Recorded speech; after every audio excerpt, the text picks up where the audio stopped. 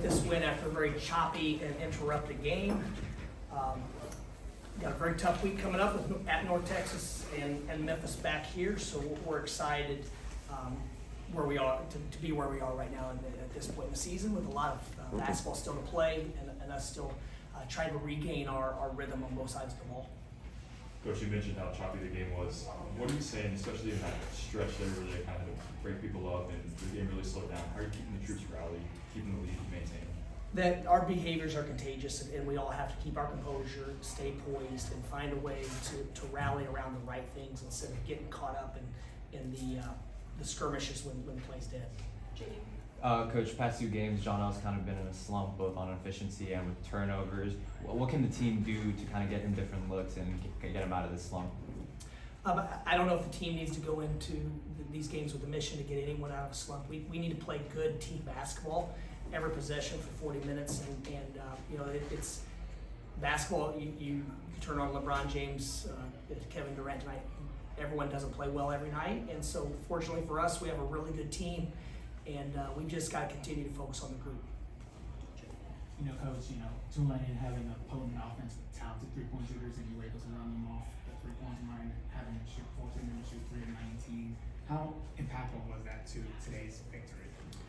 Well, we needed to defend the 3, and we needed to keep them off the free throw line. And fortunately for us, we were able to not only get to the line more, but score more points from the free throw line as them, and that's rare. I think coming into the game, Tulane was number 2 in the country in free throw discrepancy. So we did a nice job of not fouling basically until late. And then even their fouls and the free throws, a lot of them came on the rebound blockouts and things like that. So I thought our first shot defense was overall pretty good. It was the extra possessions. We turn it over after a stop, and those are the things that we've just got to play with much better poise. Well, Coach, it's been 6 days since you played your last game in Memphis, and that was really a tough ball game for you.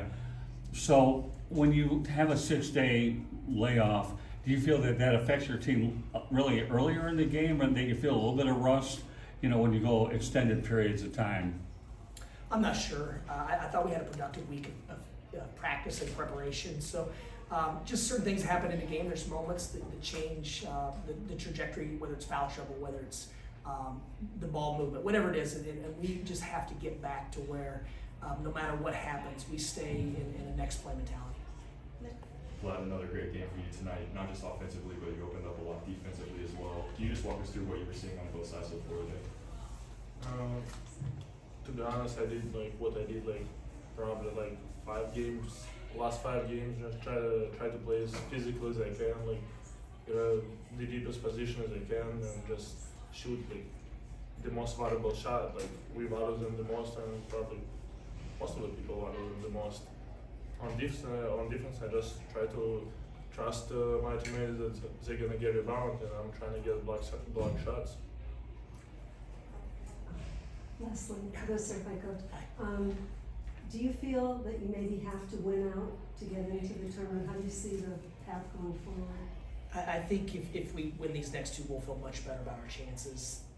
Therefore, we won't have to be playing cheerleader or watching Big East or Big 10 or Big 12, whatever games. And that's something that I try not to get distracted with. I'm sure that the staff and players look at the projections and things, but all that does is take me away from what I need to be doing. And but yeah, we would feel much better about it, but I don't know. I haven't looked at it that close. I couldn't give you an educated answer.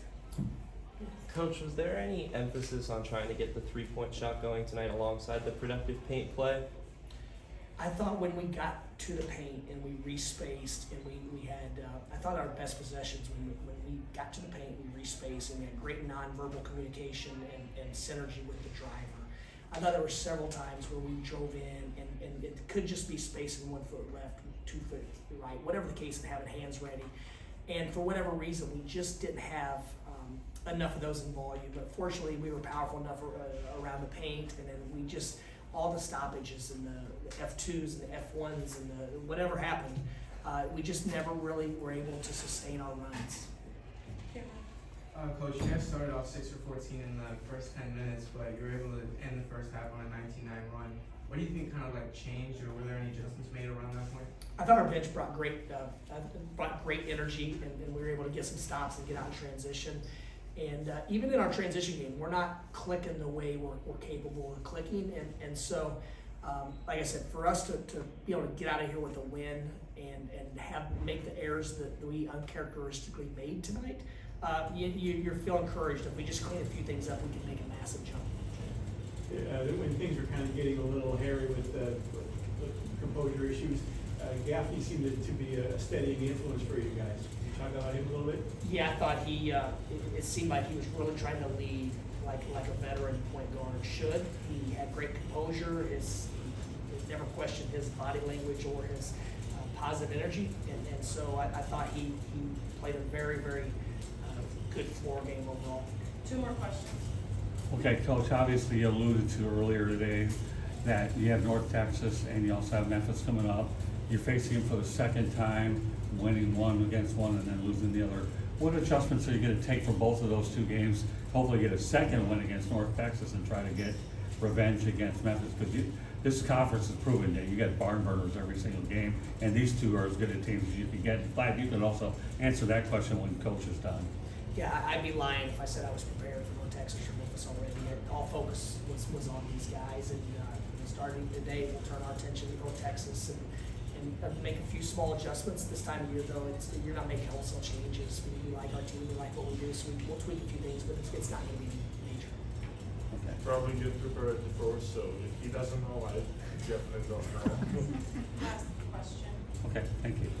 Coach, increased Lorian minutes. We found out before the game that Trey Carroll had the injury.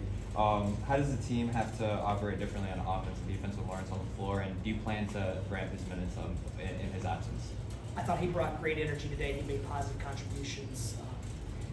As far as when guys that aren't in the everyday rotation, they get in the rotation, then we have to play more in practice, and those guys find each other's idiosyncrasies that come from just experience. But he's played with them every day in practice, and so we'll have to look at different lineup combinations. But Brennan's a good basketball player that we're very, very confident and comfortable going forward with him in the rotation. Coach, following up on what you said you mentioned about Drake Carroll, before the game, he had the brace on his shooting arm and not playing today's game. Do you have a timetable on when he would be back in the team? I didn't get a definitive timetable. I think he'll be back during the regular season, but I can't say for sure. Thank you, Coach. Thank you guys, appreciate it.